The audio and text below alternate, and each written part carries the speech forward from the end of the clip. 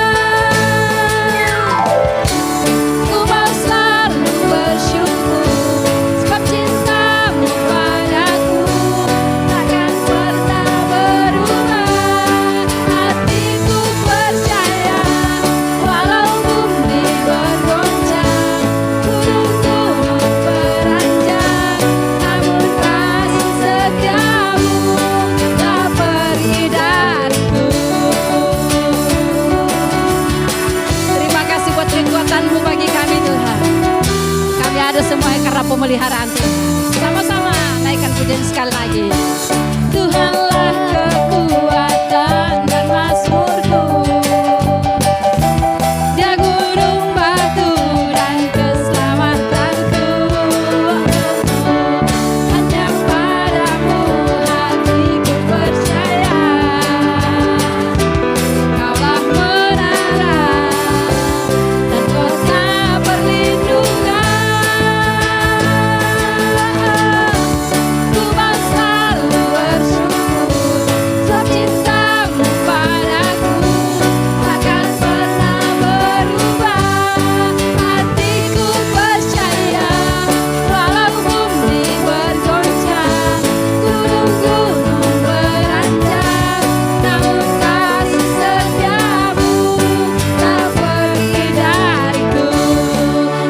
Bertepuk tangan di atas kepala kita. Come on.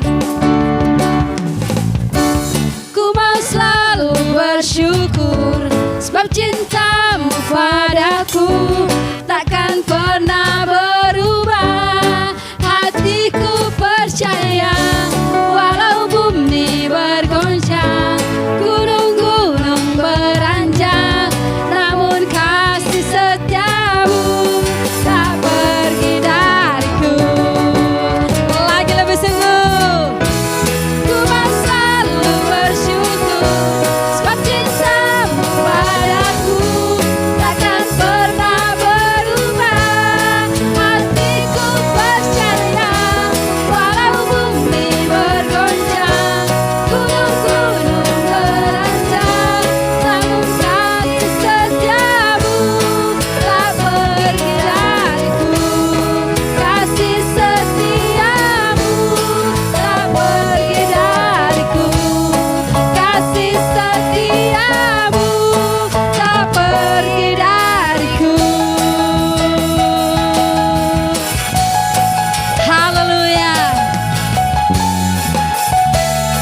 Sorak-sorak yang meriah bagi Allah kita. Haleluya. Silakan duduk kembali Bapak Ibu Saudaraku. Kita siapkan hati kita masuk hadirat Tuhan lebih dahsyat lagi. Kita tahu waktu kita datang menyerahkan hidup kita di hadirat Tuhan, maka kuasa Tuhan, hadirat Tuhan, urapan Tuhan, kekuatan Tuhan mengalir atas setiap hidup kita. Terima kasih Tuhan. Kekuatan-Mu Tuhan terus mengalir atas hidup kami, sehingga lewat kekuatan-Mu Tuhan kami boleh mampu untuk menjalani hidup ini. Haleluya. Engkaulah kekuatanku,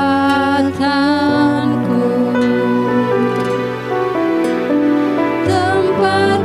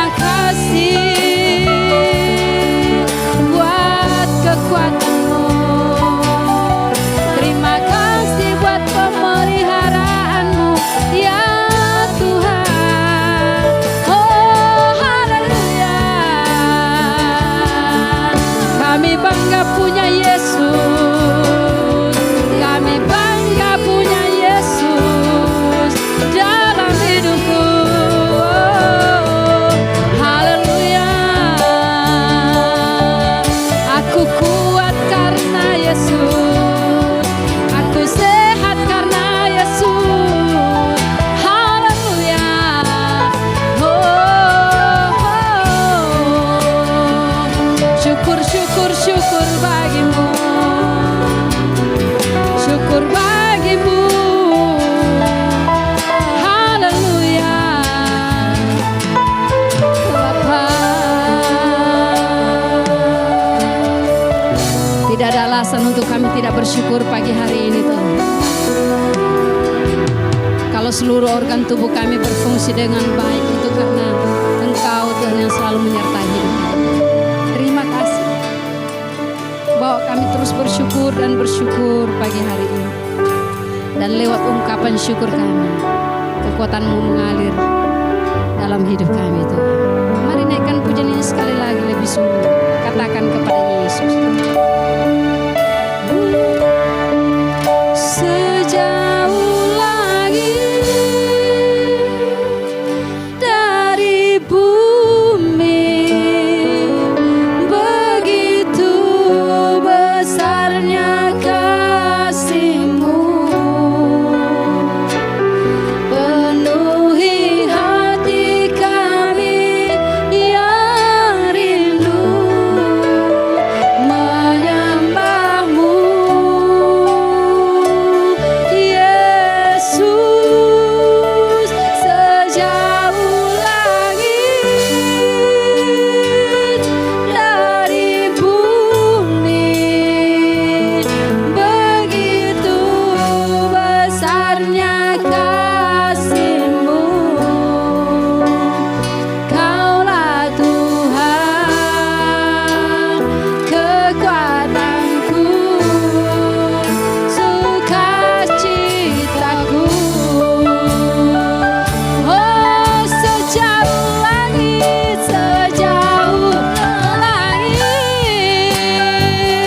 dari bumi, amin, begitu besarnya kasih-Mu,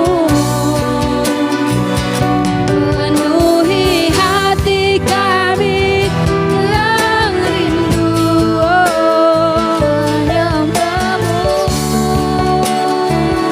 Yesus. Sejauh langit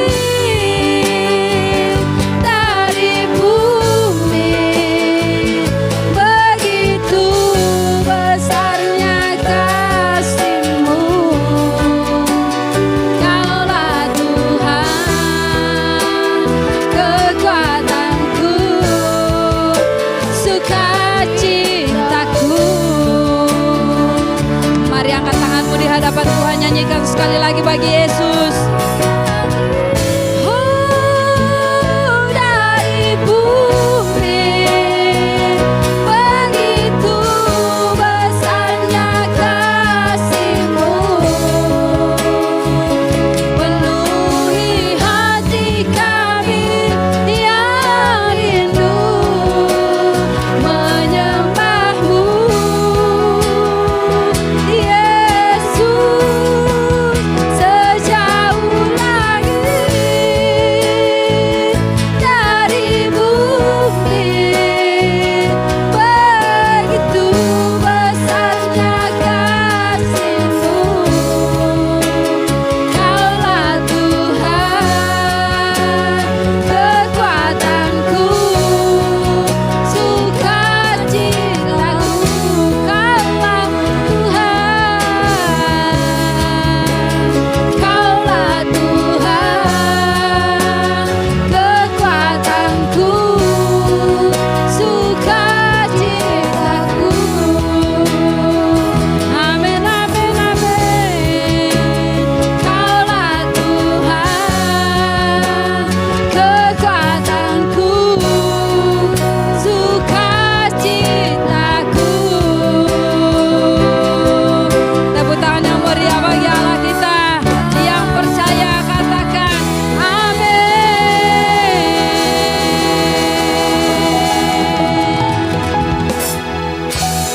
Saya persilahkan pada hambanya.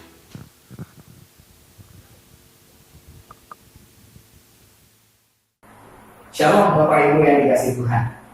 Kembali kita bertemu dan senang tentunya saya secara pribadi bisa menyapa Bapak Ibu. Dan kita bersyukur, berterima kasih juga kepada LOB Ministry yang sudah memfasilitasi kita untuk bisa bertemu di dalam hadirat Tuhan. Pastikan hadirat Tuhan yang saya rasakan di tempat ini juga menjangkau Bapak Ibu dimanapun Bapak Ibu berada. Karena di dalam hadirat Tuhan tidak ada jarak yang membatasi. Bapak Ibu yang dikasihi Tuhan, perkenalkan nama saya Denny dan saya berdomisili di Manado saat ini. Dan sebentar saya akan menyampaikan firman Tuhan tentang harta yang terpendam.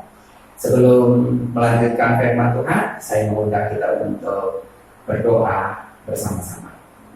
Bapa di surga, terima kasih untuk waktu ini. Tuhan izinkan kami untuk bisa merenungkan firman-Mu. Dan kebenaran firman-Mu akan mengubah hidup setiap kami. Semakin bertumbuh di dalam pengenalan akan Engkau.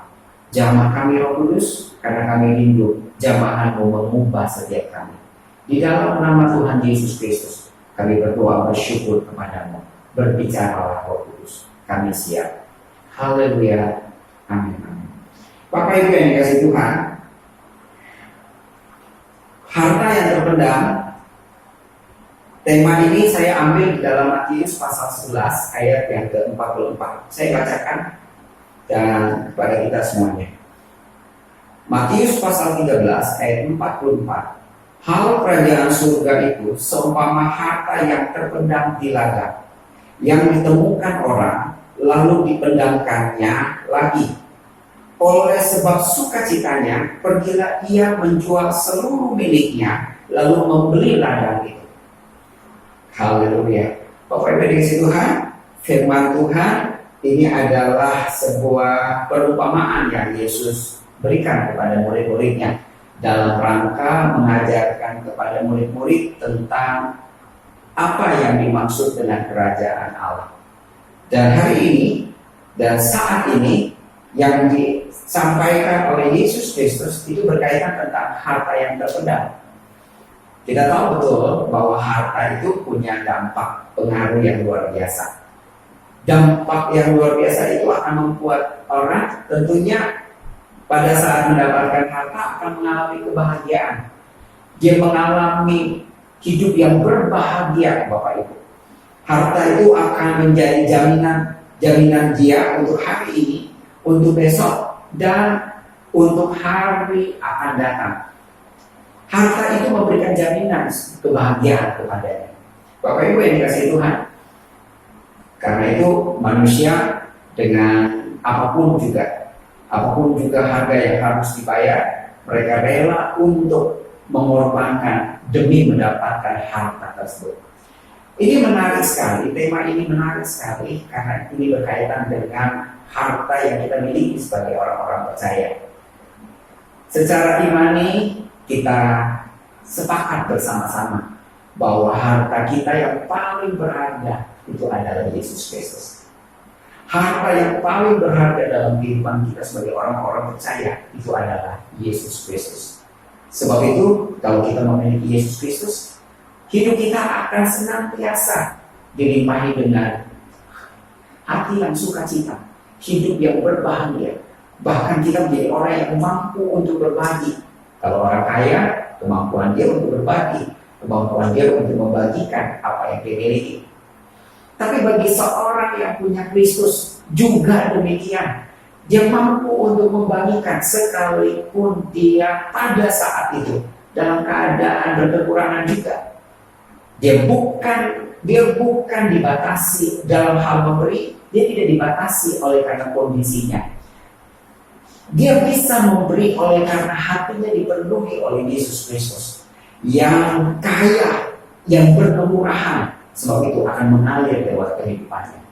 Dan tidak bersukacita tentunya menjadi seorang yang kaya. Kita akan menjadi seorang yang kaya yang sejati. Kalau Kristus ada di dalam hidup kita.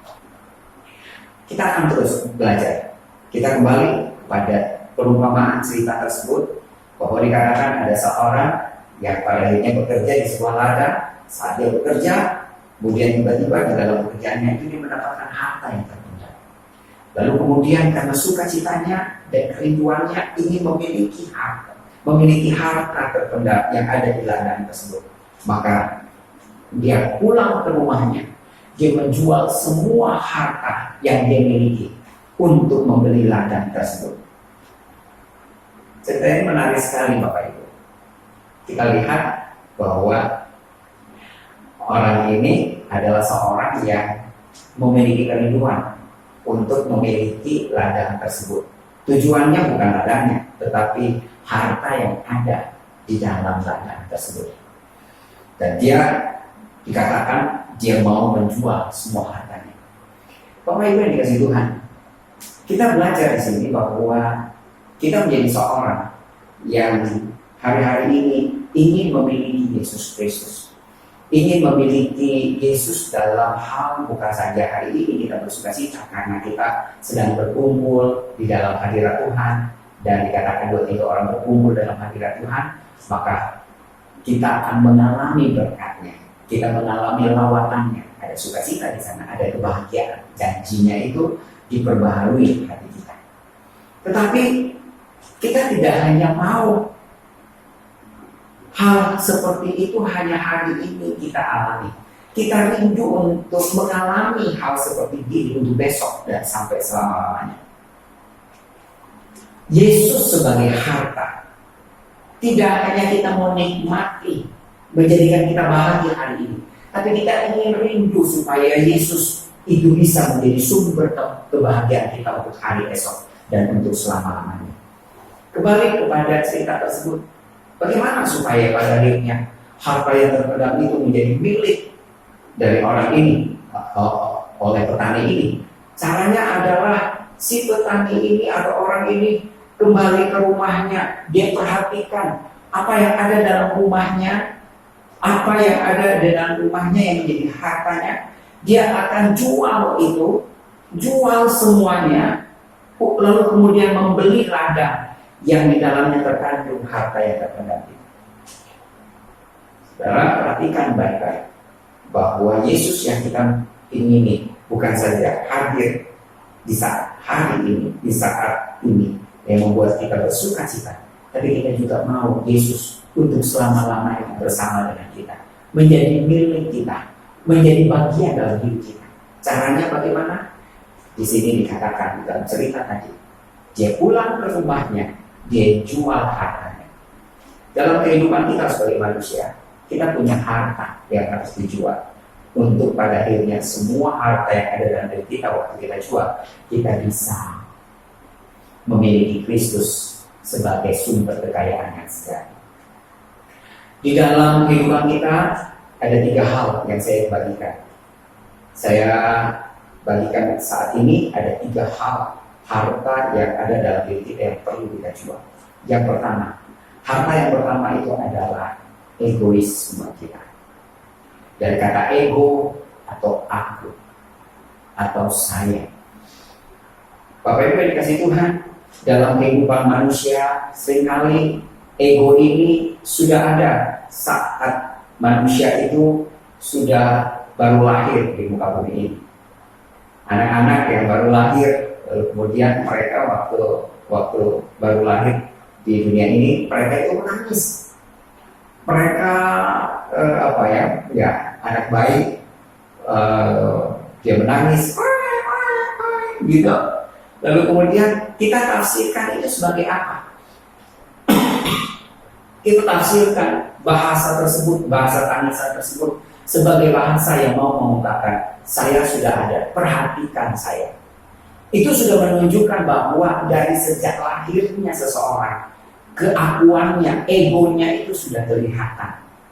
Setelah itu dalam waktu berlalu, waktu berjalan terus, dia masuk di usia sekolah, lalu kemudian kita lihat di sana anak-anak ini atau anak-anak kita lihat perkembangannya, mereka selalu mau mementingkan dirinya sendiri. Kalau ada barang, kalau ada sesuatu yang dia ingini, tidak boleh ditolak, harus diberikan kepada dia. Begitu rupa Bapak Ibu. Lalu kemudian dia masuk di tingkat selanjutnya, kita lihat lagi perubahan pergaulannya, dan itu pun juga bisa mewakilkan bahwa egonya menguasai. Sampai kepada saat dia menikah sekalipun, beberapa dari rumah tangga itu mengalami percekcokan, satu dan lain tidak menjadi harmonis atau rukun. Kenapa? Karena ada ego yang terus-menerus berperan. satu dengan yang lain, sehingga tidak ada kedamaian. Dan hari ini, kalau kita mau mendapatkan Yesus, tentunya berbicara yang terakhir tentang bagaimana kita mau menghadirkan Yesus di dalam rumah tangga kita. Kita perlu menjadi orang yang harus melepaskan atau menjual harta kita, yaitu ego kita. Berbicara tentang menjual, itu artinya melepaskan hak. Tidak ada lagi saat kita melepaskan hak tersebut, kita tidak lagi menguasainya. Sekalipun hati kita perih, hati kita, keakuan kita, perasaan kita sakit, atau kita tidak bisa terima dengan kondisi di mana pada saat kita melepaskan hak kita. Ya, kita tidak akan sedih. Kenapa? Karena memang kita sudah melepaskannya. Perasaan itu sudah tidak ada lagi. Contoh ini adalah handphone saya. Lalu kemudian handphone saya ini sebelum saya jual, saya bisa kasih masuk program-program, aplikasi-aplikasi. Tetapi manakala saya jual ini kepada seseorang, lalu kemudian orang itu sudah ngambil, itu berarti hak saya sudah saya lepaskan atau serahkan. Saya tidak lagi berhak untuk memasukkan aplikasi-aplikasi baru di HP yang saya sudah jual. Begitu juga dengan kehidupan kita. Saat kita sudah menjual akunnya kita, lalu kemudian kita disentil di sana, keakuan kita disentil, seakan-akan kita dicampakkan, kita tidak merasa di sana. Kenapa? Kita tidak menjadi orang yang bereaksi emosional di sana. Kenapa? Karena kita sudah tidak punya hak terhadap akunnya kita. Kita bisa berkata, hidupku aku bukan lagi, hidupku bukan aku lagi, melainkan Kristus yang hidup di dalam aku. Ada amin. Sebab itu, kalau kita mau Yesus menjadi harta dalam kehidupan kita yang sejati, kita perlu menjual harta kita.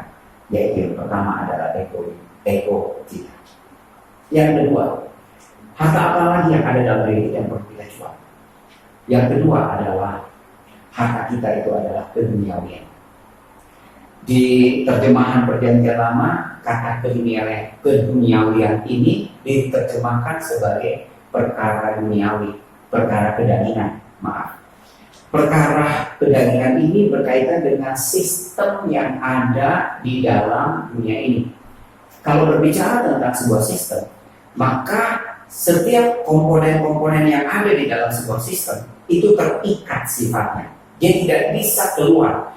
Kalau komponen itu keluar, maka komponen tersebut tidak akan pernah bisa berfungsi atau berguna. Dia akan dicampakkan. Sebab itu, waktu kita ada di dalam dunia ini dan kehidupan duniawi ini itu melekat di dalam diri kita, maka itu akan jadi sulit bagi kita untuk melepaskannya. Kalau kita melepaskan sistem dunia yang ada di dalam dunia ini, kita lepas dari sistem, maka kita akan menjadi orang yang tidak bisa dikatakan kita akan merasa tidak berguna. Kita akan dicampakkan di dalam sebuah komunitas atau perkumpulan kalau kita tidak mengikuti sistem dunia itu. Itu mengerikan sekali. Cerita ini pernah terungkap, ada seorang muda terus datang kepada Yesus. Ya, seorang muda yang tahu Taurat Tuhan. Lalu dia berkata, "Guru, bagaimana supaya saya hidup lebih sempurna lagi?" Yesus mengatakan bahwa untuk mengarahkan anak muda ini untuk melakukan hukum Taurat. Dengan gagahnya anak muda itu berkata, "Saya sudah melakukan semuanya itu." Lalu Yesus memandang anak muda tersebut lalu mengatakan, "Baik, kalau begitu. Sekarang pulanglah, pergilah dan juallah seluruh hartamu. Setelah itu bagikan kepada orang-orang fakir miskin. Dan setelah itu datanglah ikut aku bersama dengan aku." Waktu pemuda itu dengar apa yang Yesus katakan, Alkitab mencatat betapa sedihnya pemuda itu. Lalu dia berbalik, dia tidak lagi bersama, dia tidak lagi ikut Yesus karena hatinya lebih sayang harta yang ada yang dia miliki. Kita lihat dari contoh ini bahwa seorang yang terikat dengan dunia, terikat dengan keduniawian, maka dia akan sulit untuk menerima hal-hal yang berperkara kekekalan atau perkara-perkara rohani. Sulit bagi dia. Sebab itu kita perlu untuk menjual. Menjual itu melepaskan hak kita. Kita tidak mau terikat dengan dunia ini. Saat Yesus datang ke dunia ini, biar dia menemukan dalam kehidupan sejati kita bahwa kita berani untuk menjadi orang yang tidak punya apa-apa di dunia ini. Dan di hati kita yang kita ingin hanya memiliki Yesus. Seperti Daud berkata pada saat-saat di mana dia ditegur oleh Nabi. Lalu kemudian dia berkata, karena kejatuhannya dia berkata, Tuhan, segalanya bisa kamu ambil daripadaku, tetapi satu hal yang engkau jangan ambil, yaitu rohmu. Jangan ambil rohmu dari hidupku. Pernyataan ini harusnya kita renungkan bersama. Kita mau menjadi orang yang tidak diikat oleh sistem dunia ini. Sistem dunia ini apapun juga bentuk macamnya. Sehingga pada saat kita ada di dalam dunia, bila Tuhan perkenankan ada dari harta kita diambil seketika atau diambil seakan-akan diambil dan kita kehilangan harta tersebut, biarlah hati kita memiliki hati yang tidak bersedih berlarut-larut. Kita menjadi orang yang tidak merasa hidup ini tidak berarti lagi oleh karena kehilangan. Mungkin juga untuk keluarga atau apapun juga, kita tidak mau terikat dengan sistem dunia ini. Tapi kita merdeka karena kita memiliki dalam hidup kita memiliki kekayaan yang kita tanamkan dalam hati kita, yaitu hanya Yesus Kristus. Semua boleh berlalu, semua boleh bergoncang, semua yang ada dalam hidup kita boleh terambil, asal Yesus masih tetap di dalam hidupku. Ada amin. Hal seperti ini akan memungkinkan kita menjadi orang-orang yang semakin mengenal, semakin menikmati kekayaan yang ada di dalam Kristus. Yang ketiga, harta yang perlu kita jual, yaitu dosa dan kejahatan. Dosa artinya perbuatan yang melanggar hukum Tuhan. Sedangkan kejahatan adalah dosa yang dilakukan berulang-ulang. Kejahatan ini menjadi contoh yang bisa kita lihat lewat bagaimana Tuhan murka terhadap Sodom dan Gomora. Tuhan menunggang-balikan Sodom dan Gomora, menghancurkan Sodom dan Gomora karena kejahatan yang ada.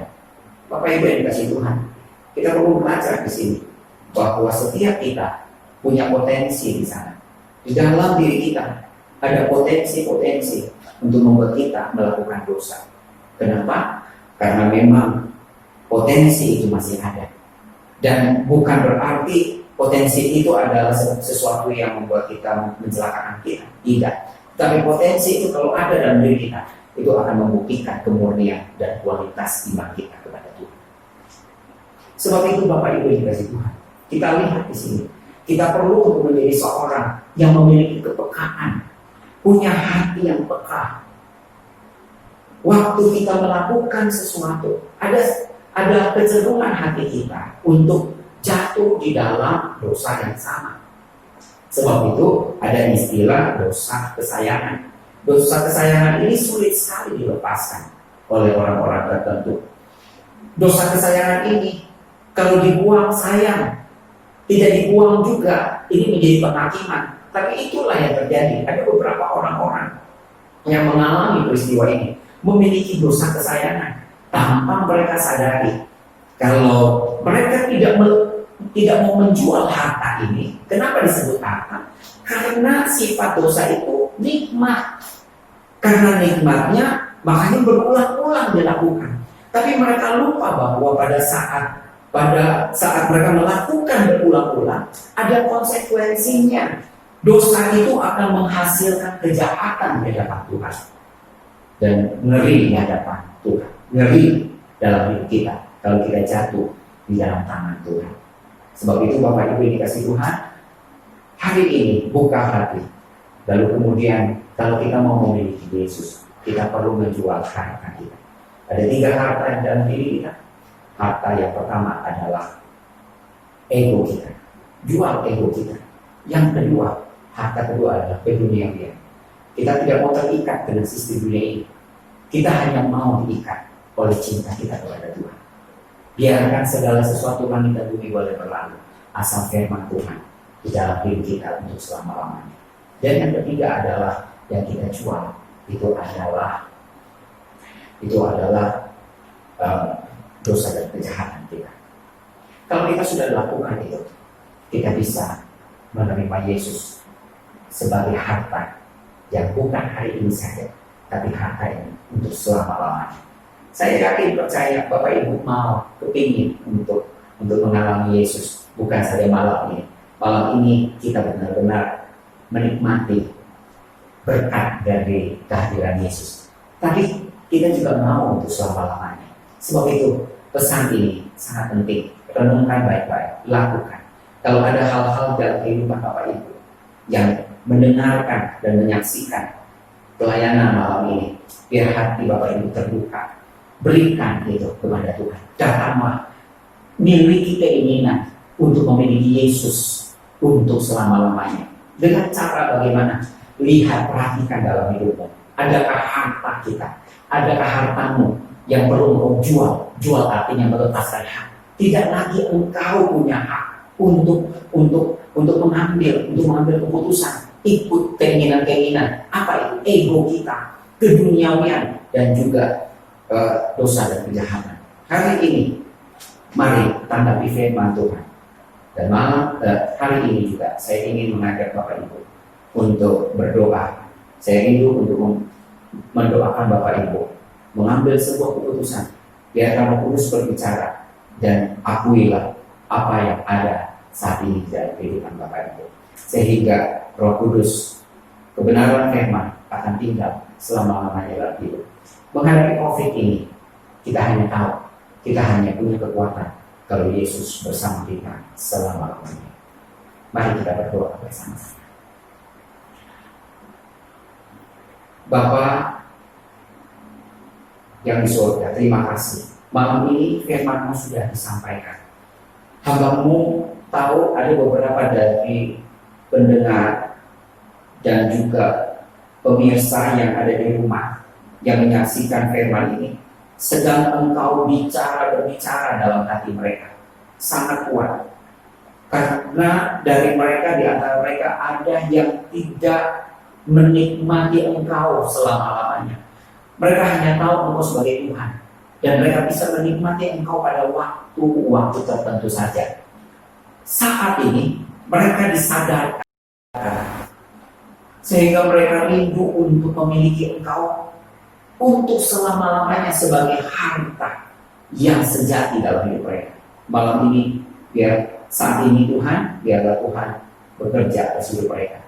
Ampuni mereka yang hari-hari ini yang belum melepaskan ego mereka, keakuan mereka, membuat mereka jatuh di dalam kesombongan, jatuh di dalam merasa diri, mengasihani diri sendiri. Tuhan, ampuni mereka. Biar Engkau perhatikan mereka. Dan malam ini juga mereka yang ada dalam hidup mereka terikat dengan hal-hal duniawi. Tuhan, bantu mereka, tolong mereka untuk terlepas dengan sistem dunia ini, sehingga mereka menjadi orang-orang yang bisa tetap mengucap syukur sekalipun tidak ada alasan untuk mengucap syukur, karena hanya satu hal yang mereka tahu, mereka hanya memiliki Yesus. Di dunia ini mereka tidak punya apa-apa, tetapi mereka punya Yesus yang menjadi sumber kehidupannya. Yang ketiga, kau lihat hati mereka saat ini, waktu mereka Engkau ketuk pintu hatinya, saat mereka masih bergelut dengan dosa mereka dan dosa kesayangan mereka. Mereka jatuh bangun dalam area tersebut. Tapi saat ini, waktu mereka dengar kebenaran firman-Mu, Engkau sendiri yang meneguhkan mereka untuk kembali datang kepadamu. Dan pada saat mereka datang kepadamu Tuhan, Engkau Allah yang memulihkan, Engkau Allah yang akan membuat hidup mereka mengalami kehidupan yang baru. Terima kasih Tuhan, mengucap syukur untuk semua kebaikan-Mu, Engkau yang bekerja atas hidup kami. Kami mengucap syukur Tuhan dan berterima kasih kepadamu. Di dalam nama Yesus kami berdoa bersyukur kepadamu. Haleluya. Amin, amin. Kita berterima kasih, kita bersyukur kepada LOB yang sudah memfasilitasi kita, dan biarlah saudara-saudara, Bapak Ibu, mengalami lawatan Tuhan. Bukan hari ini saja, alami berkat Tuhan untuk selama-lamanya.